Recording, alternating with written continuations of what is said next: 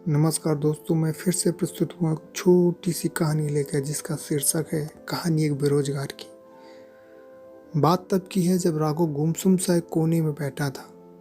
तभी वहां राजेश आ जाता है और बोलता है, क्या बात है, सब सही है ना? मैं घर गया था तेरी पत्नी कह रही थी तू खेतों में है, सब ठीक तो है? ये कहते ही जैसे राजेश ने राघव को पकड़ना चाहा वो हट गया और थोड़ा दूर जाके खड़ा हुआ। क्या हुआ यार, बोल तो सही।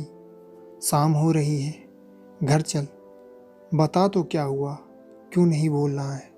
राघव अभी भी खामोश था, लेकिन वो राजेश से नजरें नहीं मिला पा रहा था और गुमसुम सा कोई पत्थर की प्रतिमा बनकर खड़ा था। बड़े ही स्नेह और अपनेपन से इस बार राघव के करीब जाकर उसने उसे अपने सीने से लगा लिया और बोला, अब तो मैं आ गया हूं ना, अब बोलना क्या हुआ? राघव के आंख में आंसू थे जो बड़े ही में आसानी से महसूस किया जा सकता था। उसने कहा कि यार तुम्हें तो पता है, मेरे पापा ने कर्ज लेकर मुझे पढ़ाया था और मेरी हर एक उपलब्धि में उनका सबसे अधिक योगदान था, और आज वो हमारे साथ नहीं है। और मेरी माँ, जिन्होंने हमेशा मेरा ख्याल रखा था और हर एक खुशियाँ मुझे दी थी, हर एक समस्या में मुझे आसरा दिया था। हाँ हाँ, मैं जानता हूँ, लेकिन बोल तो क्या हुआ? क्यों याद कर रहा है आज सबको? क्या हुआ? यार, मेरी एक बच्ची है जो मेरा इंतज़ार कर रही होगी ना, मेरे वापस लौट आने का। आज उसका जन्मदिन है। उसने फ़ोन में मुझसे कहा था कि पापा इस बार आना तो मुझे एक साइकिल दिलवा देना, और मैंने भी हाँ कही थी, लेकिन मुझे लगता है उसकी एक छोटी सी भी इच्छा मैं पूरी नहीं कर पाऊंगा। राजेश को राघव की बातें एकदम समझ में नहीं आ रही थी, लेकिन उसे यह अनुमान हो चला था कि बात कोई बड़ी है और राघव शायद छिपा रहा है मुझसे। क्या हुआ भाई, बोल तू, राजेश ने राघव से कहा। तुम्हें तो पता है ना, हमारे देश में पहले से ही हम युवा और मध्यम वर्गीय युवकों को सरकारी और प्राइवेट नौकरी नहीं मिल पाती। ऊपर से आरक्षण, और साथ में महामारी और कालाबाजारी, और किस्मत से अगर मिल भी जाए तो कोई न कोई इल्ज़ाम लगाकर निकाल दिया जाता है। हर दिन किसानों से अधिक हम युवाओं की मौत बेरोजगारी और आर्थिक तंगी के चलते हुए आत्महत्या करने पर मजबूर हो जाते हैं, राघव बोला।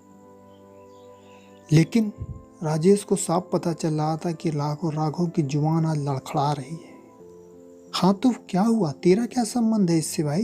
राजेश ने राघव से कहा। है ना, उस बदनसीबी युवाओं में मैं भी तो आता हूँ, जो इंटरमीडिएट की परीक्षा देने के बाद निकल गया था घर से दूर और एक कमरे में खुद को महीनों बंद करके सिर्फ पढ़ता रहा और एक नाकाम कोशिश करता रहा माँ बाप के अधूरे सपनों को पूरा करने का।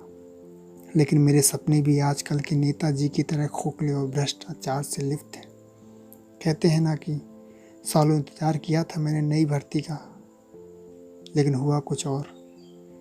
कुछ आई जो घूस के बदौलत सभी रिक्त पद में कम पढ़े लिखे युवाओं को नौकरी मिल गई।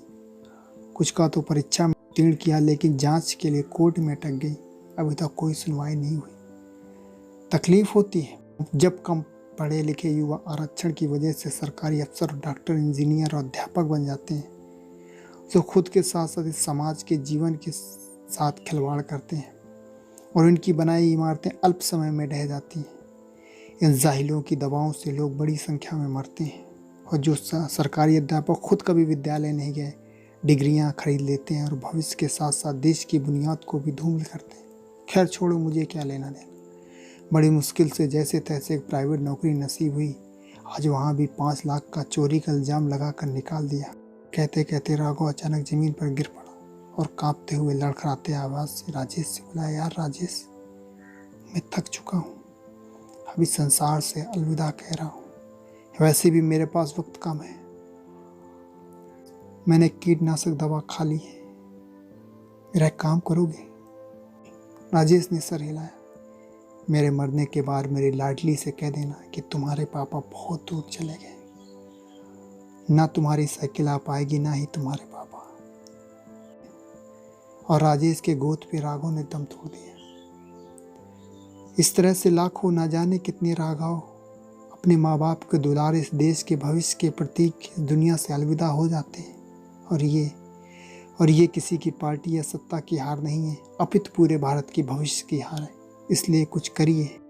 कब तक आप ऐसे ही हाथ पे हाथ रखकर इस निर्दोष निरपराध की मौत को खामोशी से देखते रहेंगे? आखिर कब तक?